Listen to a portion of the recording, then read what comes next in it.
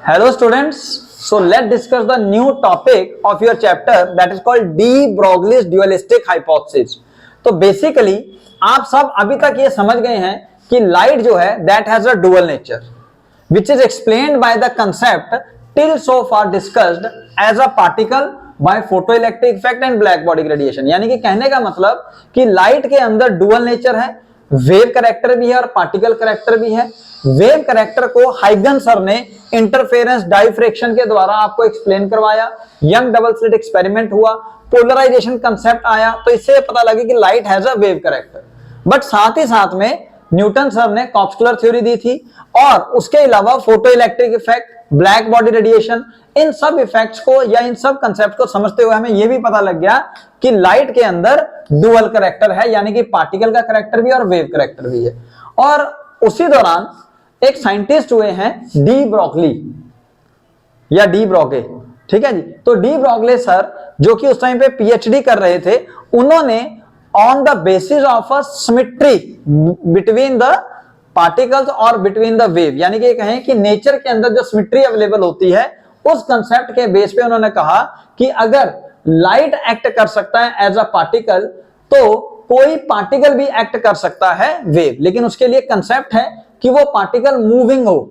It means he explained on the concept of symmetry in the universe or a nature that the moving matter also has a dual character, उसके भी dual character है, यानी कि matter act कर सकता है as a particle as well as like a wave. और ये जो इन्होंने अपने हाइपोथेसिस दी, जिसके बेस पे अलग अलग साइंटिस्टों ने फिर एक्सपेरिमेंट्स किए, प्रूव करने की कोशिश की, उसके बेस पे इनको नोबेल प्राइज भी मिला।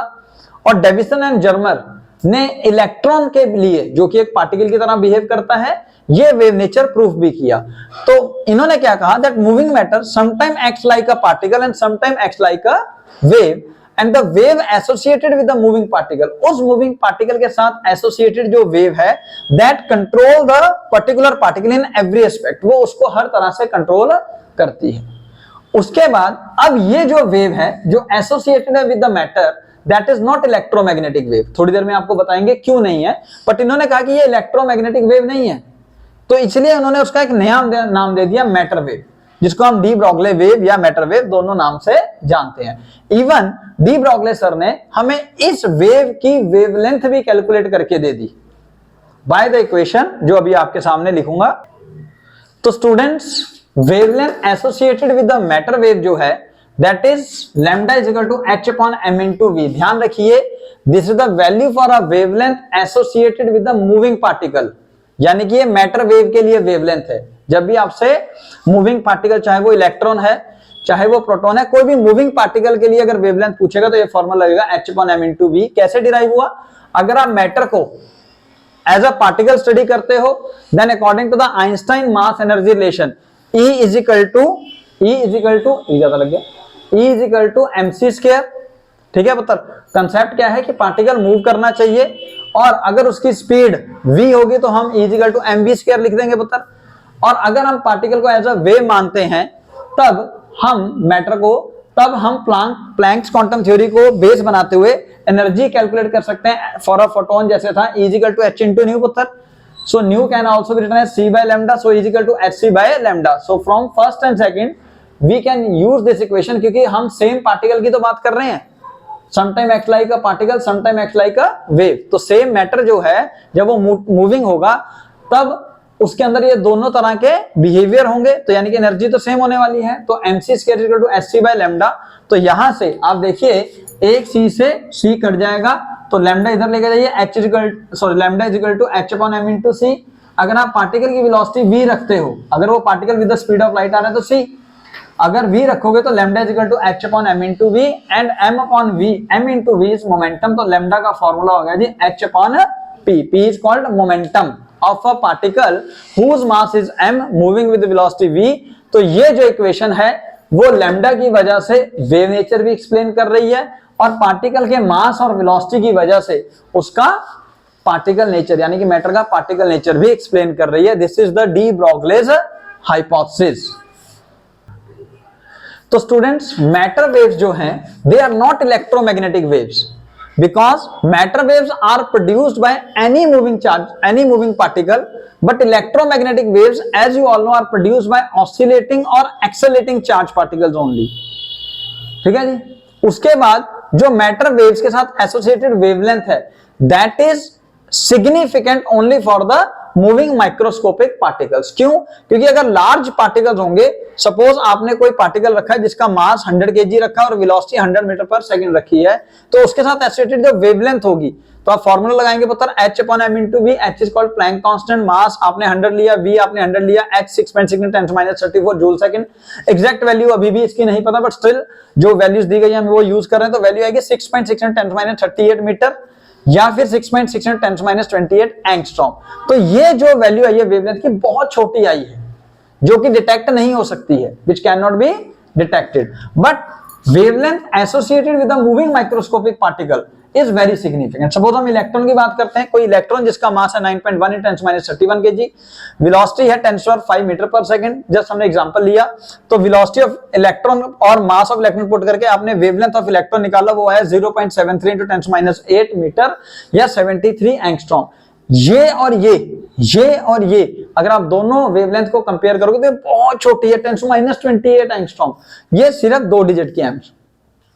तो ये मेजरेबल है, डिटेक्टेबल है, और इसीलिए डेविसन और जर्मर ने भी वेवलेंथ जो निकाली थी वो एक्सेलरेटिंग इलेक्ट्रॉन की निकाली, जिससे प्रूफ हुआ the concept of a matter wave. तो बता, अगर आप मैटर वेव की वेवलेंथ का फार्मूला लैम्डा = H/m/v या लैम्डा = H/p को एक्सेप्ट कर चुके हैं, तो अब हम wavelength in terms of kinetic energy study करेंगे। सबसे पहले काइनेटिक एनर्जी, यानी कि कोई पार्टिकल जब ट्रेवल कर रहा है तो उसका वेलोसिटी v है, मास है, तो उसमें काइनेटिक एनर्जी होगी ½ mv², और उसका मोमेंटम होगा पुत्र मास इनटू वेलोसिटी। तो यहां से वेलोसिटी का फार्मूला निकाल लिए, मोमेंटम अपॉन मास, और उसको यहां पे पुट कर दीजिए, ये then you will get ½ × m × p² m²। तो 1 m से 1 m कट गया। Kinetic energy equal to ½ p²/m, तो basically p = √2m × k × kinetic energy. ये फार्मूला आपने छोटी क्लासेस में काइनेटिक थ्योरी में पढ़ा था। सो इट मींस अगर मोमेंटम का फार्मूला है √2m k, k क्या है? Kinetic energy. तो आप इस मोमेंटम की जगह फार्मूला पुट करेंगे तो लैम्डा = H/√2m k, ये फार्मूला आ गया पुत्र। अब आप स्टडी करेंगे wavelength in terms of accelerating potential for the charge particle, यानी कि आपने एक चार्ज पार्टिकल रखा पुत्र, उसको 2 प्लेट्स जिसको पॉजिटिव और नेगेटिव पोटेंशियल दिया गया है, यानी कि इनके बीच में पोटेंशियल डिफरेंस है सपोज ΔV, जिसकी वजह से ये चार्ज पार्टिकल, जो मैं इलेक्ट्रॉन के बारे में बात कर रहा हूं, तो वो अट्रैक्ट होगा towards the positive plate with the velocity v। ठीक है पुत्र, विद वेलोसिटी v, तो इसका मास होगा m, तो यानी कि इसके अंदर काइनेटिक एनर्जी है, जैसे जैसे ट्रेवल करेगा ½ mv², और इस काइनेटिक एनर्जी की कॉस्ट की वजह से ही ये पोटेंशियल इसके ऊपर वर्क करेगा। तो पोटेंशियल का फॉर्मूला है वर्क डन अपॉन चार्ज, तो वर्क डन का फॉर्मूला हो गया पुत्र पोटेंशियल इनटू चार्ज। अगर मैं बात कर रहा हूं इलेक्ट्रॉन की तो E × ΔV लिख सकता हूं। अब ये जो वर्क डन हुआ है that is at the cost of kinetic energy, यानी कि काइनेटिक एनर्जी की वजह से वर्क डन हुआ, दैट इज E × V या ΔV, जो भी आप लिखना चाहते हो। अब लैम्डा का फॉर्मूला H/√2m × k, k क्या है? Kinetic energy. तो काइनेटिक एनर्जी की जगह इस बार फॉर्मूला पुट करेंगे for the accelerating charge particle, और कौन सा चार्ज पार्टिकल लिया आपने? इलेक्ट्रॉन। तो फॉर्मूला पुट करेंगे पुत्र लैम्डा = H/√2me × v। तो एक फॉर्मूला और बन गया यहाँ पे, लैम्डा = H/√2me × v। v क्या है? Accelerating potential, accelerating potential. अब आपको पता है H कांस्टेंट है, 2 कांस्टेंट है, m mass of electron constant है, E charge of an electron constant है, यानी कि अगर आप एक इलेक्ट्रॉन के बारे में बात करेंगे तब इन सब की वैल्यू कांस्टेंट पुट करके आप आंसर निकाल सकते हैं। Lambda is equal to √150/v, lambda is equal to √150/v, या फिर सॉल्व करके इसका आंसर आएगा 12.27/√v, और लैम्डा जो आएगा इन टर्म्स ऑफ एंगस्ट्रॉम। ये फॉर्मूला हमें बुक्स में भी दे रखा है, और आप इसको अच्छे से लर्न करेंगे क्योंकि ये न्यूमेरिकल्स में डायरेक्टली आ जाता है। आपको पोटेंशियल दिया गया होता है, आपको लैम्डा निकालना है, तो आप सिंपल फॉर्मूला रखें 150/v अंडर द रूट, लेकिन जो आंसर आएगा याद रखिए वो किसमें आएगा? एंगस्ट्रॉम में। तो स्टूडेंट्स, एक और wavelength of matter wave for a gas molecules. अब आपको पता है गैस मॉलिक्यूल्स जो हैं वो भी रैंडमली मूव करेंगे, तो भैया वो भी पार्टिकल्स हैं, अगर वो रैंडमली मूव कर रहे हैं तो उनके अंदर भी मैटर वेव्स होगी, अगर वो भी मैटर वेव्स की तरह बिहेव कर रहे हैं तो उनकी भी तो वेवलेंथ होगी। तो सबसे पहले kinetic energy for each gas molecule का फॉर्मूला आपको याद होगा, आपने +1 में थर्मोडायनेमिक्स में पढ़ा है, F/2K × T। Law of equipartition of energy से फॉर्मूला आया हुआ है, F/2 × K × T। F क्या है? डिग्री ऑफ फ्रीडम, K क्या है? बोल्ट्जमैन कांस्टेंट, T क्या है? Temperature in kelvin. अब फॉर मोनोएटॉमिक गैस, मैं सिर्फ मोनोएटॉमिक गैस की बात कर रहा हूं, वहां पे डिग्री ऑफ फ्रीडम आएगा 3। तो kinetic energy for each gas molecule हो जाएगा पुत्र 3/2K × T। अब काइनेटिक एनर्जी का ये फॉर्मूला देखिए, लैम्डा =h/2m × K। K क्या है? काइनेटिक एनर्जी, लेकिन यहां पे स्मॉल k क्या है? बोल्ट्जमैन कांस्टेंट, ध्यान रखिएगा पुत्र। अब काइनेटिक एनर्जी की जगह आप 3/2KT लिखोगे, तो लैम्डा h/2m × 3/2K × T, तो 2 से 2 कट गया, तो आपके पास क्या बचा? Lambda h/√3mK × T। Here m is the mass of each gas molecule, एक गैस मॉलिक्यूल का मास, K Boltzmann constant, T temperature in kelvin. ठीक है पुत्र। अब इसका भी एक शॉर्टकट है, तो lambda is also equal to 25.6 √m × T। m क्या होगा यहाँ पे? Capital M, that is called molar mass of gas molecule in AMU, और T क्या होगा? Temperature in terms of kelvin, और ये जो वैल्यू आएगी वो आएगी इन टर्म्स ऑफ एंगस्ट्रॉम। और एग्जांपल दिया मैंने मोलर मास का, जैसे हीलियम के लिए 4U, हाइड्रोजन गैस के लिए 2U, नाइट्रोजन गैस के लिए 28U, ऑक्सीजन गैस के लिए 32U, तो वो यूज कीजिएगा आप ध्यान से। तो इस हिसाब से आपका ये टॉपिक भी कवर होता है।